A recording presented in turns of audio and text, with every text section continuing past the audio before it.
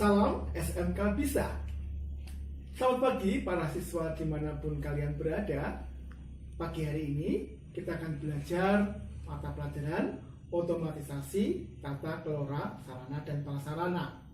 Adapun topik kita pada pagi hari ini adalah tata ruang kantor. Tentu kalian pernah memasuki suatu kantor dimanapun kantor itu berada. Dalam kantor itu ada beberapa peralatan, ada beberapa furniture atau perabot yang ada dalam kantor tersebut.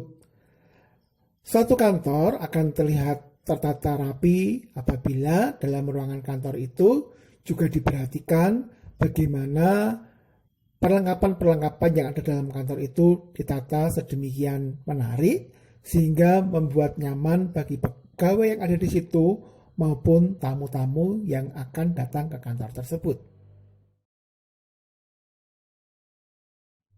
Nah, lalu apa itu pengertian tata ruang kantor? Ada beberapa definisi dari pengertian ruang kantor. Pada kesempatan ini ada dua definisi. Yang pertama yang disampaikan oleh Littlefield dan Peterson.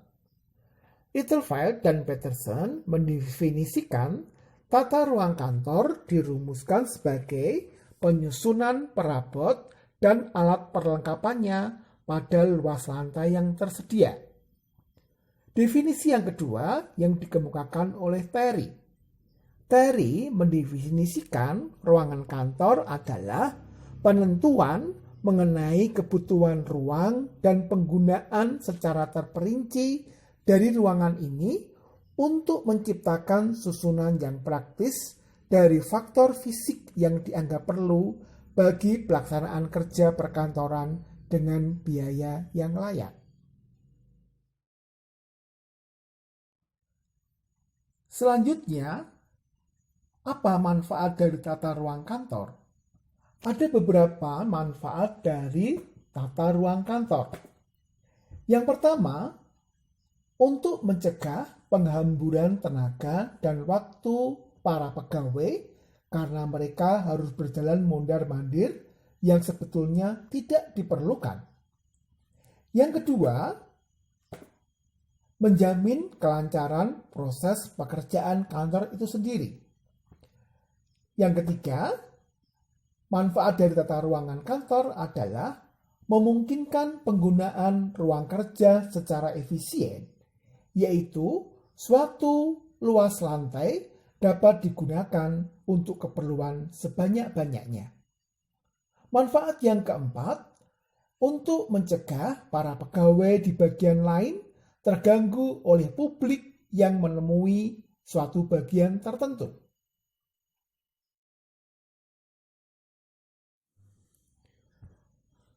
Bentuk atau tata ruangan kantor yang umum yang ada di Indonesia. Ada 3 bentuk tata ruangan kantor. Yang pertama adalah tata ruang terbuka.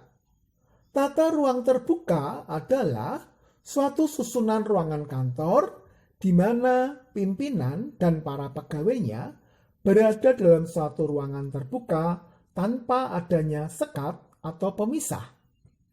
Yang kedua, tata ruang tertutup atau tata ruang terpisah. Tata ruang tertutup atau tata ruang terpisah adalah suatu susunan tata ruangan di mana di bagian dalam kamar kantor itu terdapat kamar-kamar atau bilik atau ruangan-ruangan yang terpisah.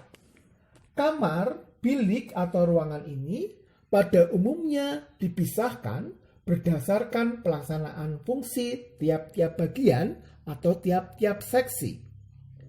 Tata ruangan yang ketiga adalah tata ruangan gabungan. Tata ruang gabungan adalah kombinasi antara tata ruang terbuka dan tertutup. Untuk tetap menjaga kewibawaan pimpinan, maka dibuatlah satu ruangan kerja untuk seorang pimpinan. Adapun untuk para pegawai ditempatkan dalam satu ruangan kerja sehingga sistem pengawasannya lebih mudah untuk dilaksanakan. Untuk tata ruangan terbuka, ada keuntungan dan juga ada kelemahannya. Tata ruangan terbuka memiliki keuntungan sebagai berikut. Yang pertama, memungkinkan terciptanya pengawasan pegawai secara efektif. Yang kedua, penataan ruangan mudah dan praktis untuk dilaksanakan. Yang ketiga, hubungan antar pegawai serta pimpinan dapat terjalin lebih erat sehingga memudahkan untuk membangun kerjasama yang baik. Keuntungan yang keempat, penggunaan ruangan dapat dilaksanakan secara efektif dan efisien. Dan keuntungan yang kelima, biaya pengadaan peralatan perkantoran dapat diminimalisir. Sedangkan kelemahan tata ruangan terbuka. Kelemahan tata ruangan terbuka adalah sebagai berikut. Yang pertama, tingkat kebisingan cukup tinggi karena sekelompok orang berada dalam satu ruangan yang sama. Yang kedua, terpicunya tingkat depresi pegawai karena muncul perasaan adanya pengawasan secara kontinu.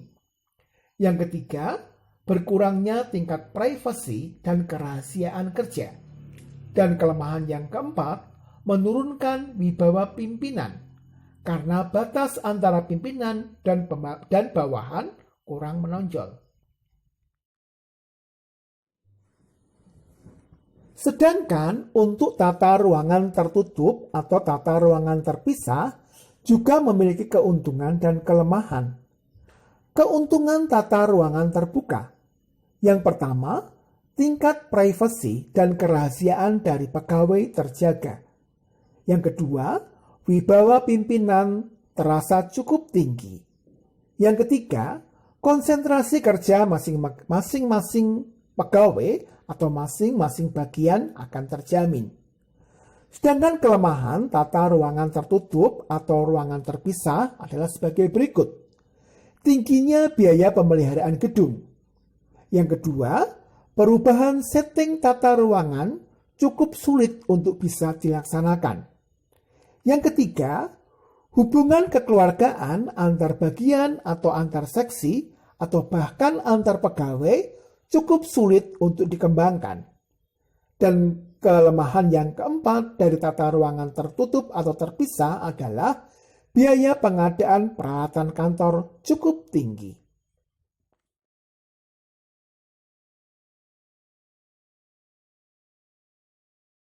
Demikian pembelajaran kali ini.